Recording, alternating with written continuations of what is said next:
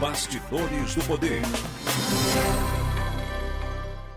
Muito bem, estamos de volta com Bastidores do Poder e as principais notícias do dia. Nós estamos recebendo nesse instante, aqui nos estúdios da Band, a deputada estadual eleita pelo PSL, Valéria Bolsonaro. Deputada, obrigado por ter aceito o nosso convite. Uma boa tarde para a senhora. Boa tarde a você, a todos, e obrigada a vocês pelo convite. Está ansiosa para assumir o posto?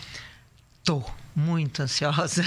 Apesar de estar trabalhando bastante, a gente fica bastante ansioso para chegar ao dia. Já tivemos a diplomação no dia 18, foi bem emocionante, mas estamos lá muito emocionante, né? Vocês devem ter visto que Mas foi. em Minas foi pior. Foi! Minas foi mais emocionante. Deputada, antes da gente falar sobre projetos e propostas da senhora, eu tenho uma curiosidade, né? Que a senhora já falou em outras oportunidades que não é parente, né, do presidente eleito Jair Bolsonaro. Isso, eu sou casada com o parente direto dele, que é o meu marido, que é o primo dele. Eu queria saber a opinião da senhora sobre o seguinte: a gente está acompanhando os filhos, a família do Jair Bolsonaro, tem alguns ruídos colocando assim, dá declaração à imprensa, outro ali, outro aqui, toma uma decisão. E algumas pessoas estão falando que os filhos do presidente deveriam ficar lá na deles, tal, e o presidente tomar as atitudes, falar as coisas polêmicas quando ele achar que deve.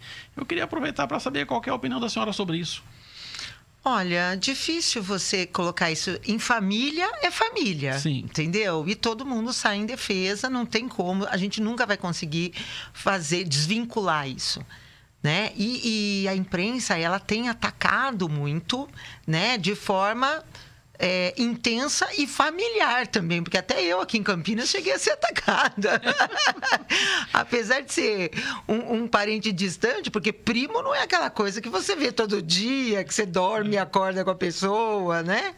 E mesmo assim espirrou em mim. Então imagina lá com eles, é bem complicado. Deputada, assim, ao mesmo tempo que é nocivo, mas também tem o benefício. Por exemplo, a senhora era uma candidata que não era tão conhecida aqui em Campinas, mas acabou se elegendo, principalmente por causa do Bolsonaro, quando, no dia da eleição, eu entrevistei a senhora por telefone. Sim. E a senhora falou, eu também acredito que tenha sido por isso, né? Sem dúvida. A senhora atribui a tua vitória ao nome Bolsonaro? Sem dúvida nenhuma, até por conta do meu meio. Eu sou professora. E como a gente sabe, o professorado não é de direita. Não é. Né? A grande maioria é de esquerda. Agora, na verdade, aproveitando para pegar esse gancho que o Walter Sena colocou. Quando a gente fala da família, é no sentido do seguinte. Por exemplo, essa semana nós entrevistamos um cientista social e ele disse que o maior risco, a maior fragilidade futura do governo Bolsonaro, que vai assumir a partir do dia 1º de janeiro, não é quem está longe, é justamente quem está perto. O próprio Bolsonaro, pelo jeito dele ser, né? O Paulo Guedes, que também todo mundo fala que ele tem um gênio complicado, e os próprios filhos, e principalmente o Eduardo Bolsonaro com as suas falas polêmicas, e agora tem a história do Flávio Bolsonaro, cujo assessor está envolvido numa denúncia de movimentação de 1.200.000 e que tudo leva a crer que esse dinheiro que era dos assessores era usado para poder ir para alguém. Agora, para alguém, a gente precisa saber se era para o próprio Flávio. O que eu pergunto para a senhora é o seguinte: diante de uma eleição em que o brasileiro escolheu o Bolsonaro para presidente, os filhos deveriam ter um pouco mais de cuidado para não expor a governança do pai no futuro?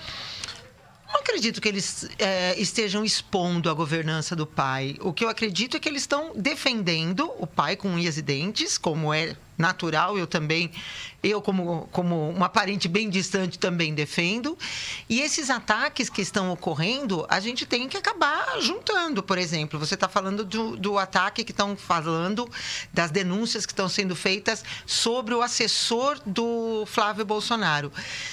É muito complicado, porque quando você contrata uma pessoa para trabalhar na sua casa, você não fica controlando a vida da pessoa 24 horas por dia. Mas salário, mas a senhora como deputada, a senhora tem que saber se esse dinheiro está indo para a senhora. Você confia na pessoa que está ali. Nós tivemos um exemplo muito prático, que foi de um deputado, o Capês, que foi condenado por conta dos seus assessores. É diferente. Foi provado que ele não tinha nada a ver com isso. Quem fez toda a confusão foram os assessores. Não, mas são coisas diferentes. O CAPS era o envolvimento na questão da merenda. Sim.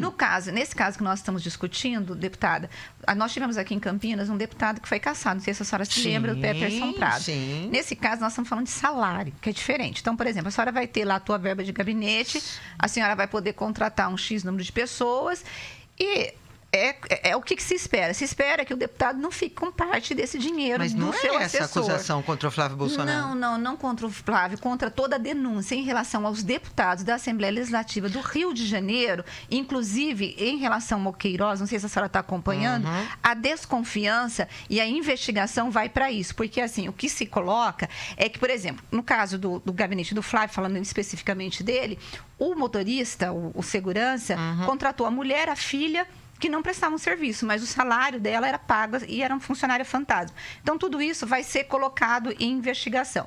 O que nós estamos colocando, assim, e aí eu não estou nem falando muito do Flávio, mas dos próprios, quando eu falo, eu não estou falando que os filhos estão defendendo o Bolsonaro. Eu disse quando eles fazem afirmações polêmicas e nem sempre é em defesa do filho. Por exemplo, a história do Marco Aurélio que teve recentemente. O Eduardo Bolsonaro foi para o Twitter, fez comentários. Quando ele percebeu que era polêmico, ele retirou. Então, o que eu pergunto para a senhora é o seguinte: em fato da pessoa ter um mandato, ela não deveria ser mais cuidadosa, já que o pai é presidente? É nesse sentido. Olha, a gente tem que ser muito independente. Se ficar batendo tudo, eu tenho que ficar obedecendo. Entendeu? Tem que ter uma certa independência entre eles. Ao mesmo tempo que eles saem em defesa, eles também têm que ter independência na hora de falar, de se colocar, até porque ocupam cargos diferentes. Então, essa independência a gente tem que manter, não tem como. Agora, deputado, que Assembleia Legislativa a senhora espera encontrar? A gente acompanhou, como a senhora falou no início aqui da entrevista, a diplomação emocionante. Lá, membros do PSOL, o pessoal lá já começou a discutir tumulto e tal. Em Minas Gerais teve até sopapos. A senhora acredita que vai ser uma coisa difícil? Vai ser difícil chegar a uma convivência lá tranquila com as pessoas na Assembleia? O que a senhora espera? Olha, foi a segunda observação que eu fiz de atos, assim. Eu participei de uma audiência pública, eu assisti a uma audiência pública que foi feita pelo deputado Gianazzi, dentro da Assembleia também, falando sobre a escola sem partido, onde o deputado, com o microfone, ele bateu no braço de uma pessoa, ela está com o braço engessado até hoje. Então, assim... O que eu estou assistindo atualmente está sendo realmente decepcionante. E eu espero que isso não ocorra de forma nenhuma o ano que vem. A nossa bancada é a maior bancada. Nós estamos em 15 parlamentares lá dentro. Então, eu tenho certeza que a nossa postura vai mostrar para os que estão lá com uma postura muito diferente como que a gente quer que a coisa ande lá dentro do mínimo de respeito possível, porque o que eu vi até hoje foi uma falta de respeito imensa. A senhora que é da professora, que é educadora, qual que é a sua opinião sobre o projeto Escola Sem Partido? A minha opinião sobre o projeto Escola Sem Partido é o seguinte: a esquerda, ela coloca esse projeto de uma forma muito deturpada. O que está sendo pedido é simplesmente que se cumpra o que já é lei. O professor, de forma nenhuma, ele pode usar da sua presença, do seu domínio enquanto o mentor dentro de uma sala de aula para impor a sua vontade política, que é o que eu assisto. Eu sou professora também da educação fundamental, do EJA, e eu canso de assistir professores de história, professores de geografia, que vão com camisetas de partido político dentro da sala de aula, chegam lá e ficam defendendo o seu posicionamento político como se fosse o único certo, e não falam, não tratam dos outros. Não dão a opção para o aluno. Os próprios livros. Se você pegar os livros didáticos, hoje, que são colocados nas escolas, tanto públicas quanto particulares, você vai ver que nos livros, quando fala na época da ditadura que teve no Brasil, nenhum livro cita os movimentos guerrilheiros que aconteciam. Não citam os grupos guerrilheiros que tinham da época. Não são citados. A senhora acha que não teve ditadura no Brasil?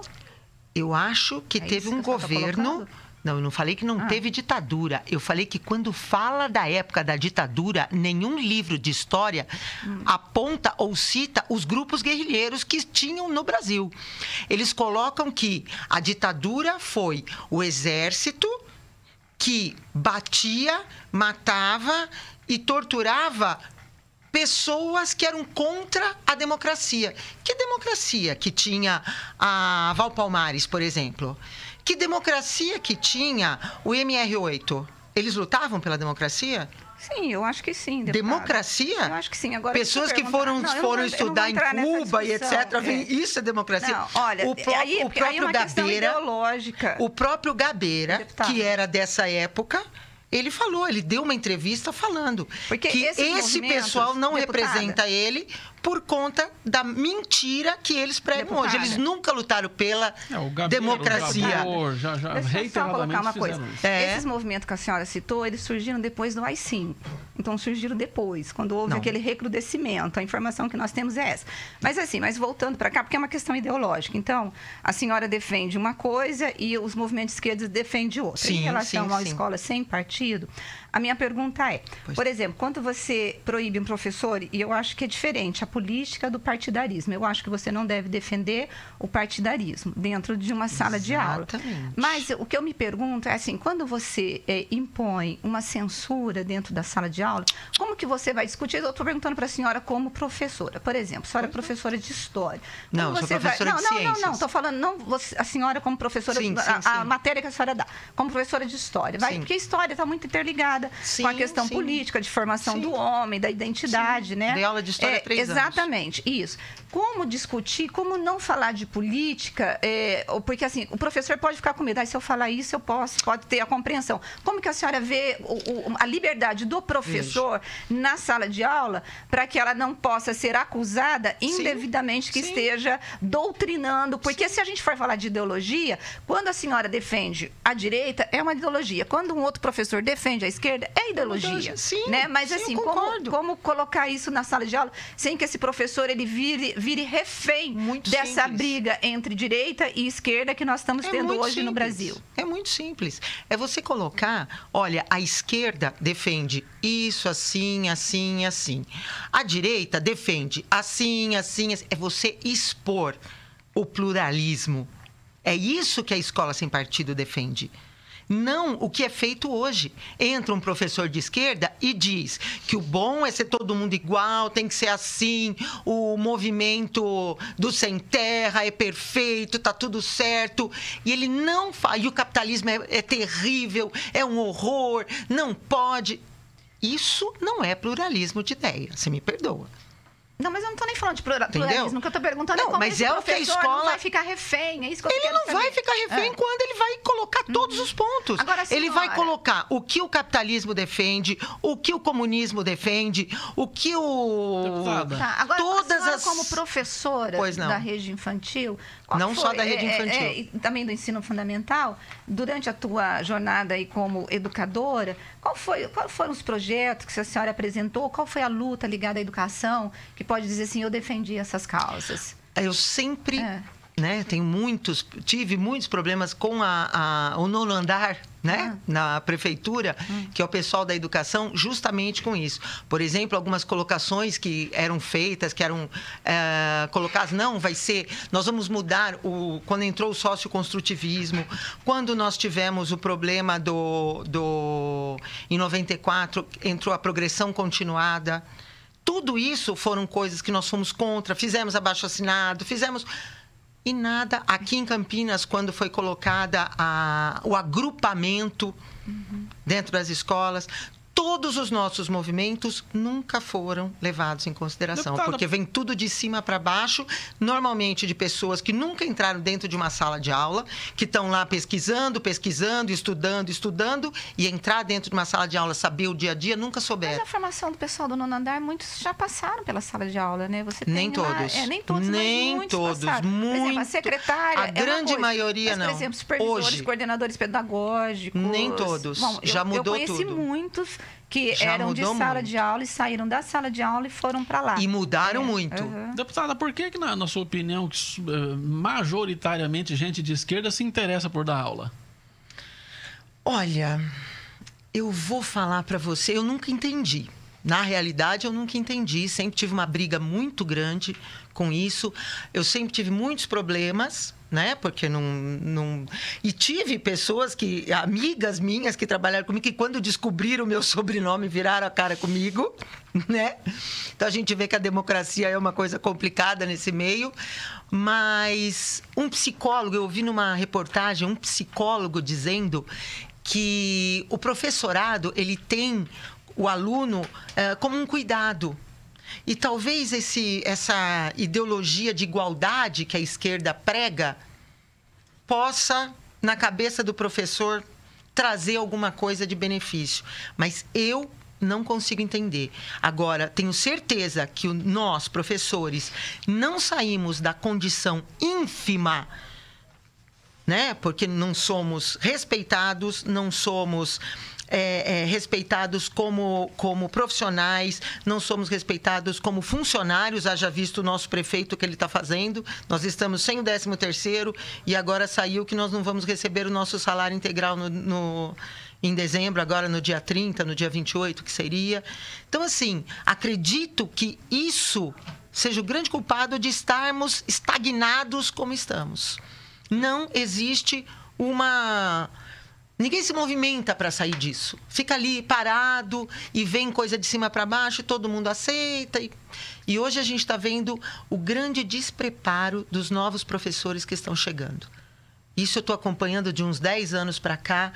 Uma coisa triste, muito triste. Mas aí é geral, né? O ensino vem se degradando em todas as áreas. E agora... E vai formando pessoas cada vez menos competentes. Deputada, o nosso tempo infelizmente se esgotou. A gente quer agradecer a presença da senhora aqui na Band. Eu que agradeço. Muito obrigado, uma boa tarde. Boa tarde. E Bastidores do Poder fica por aqui. Obrigado, gente, pela companhia e até mais. Tchau.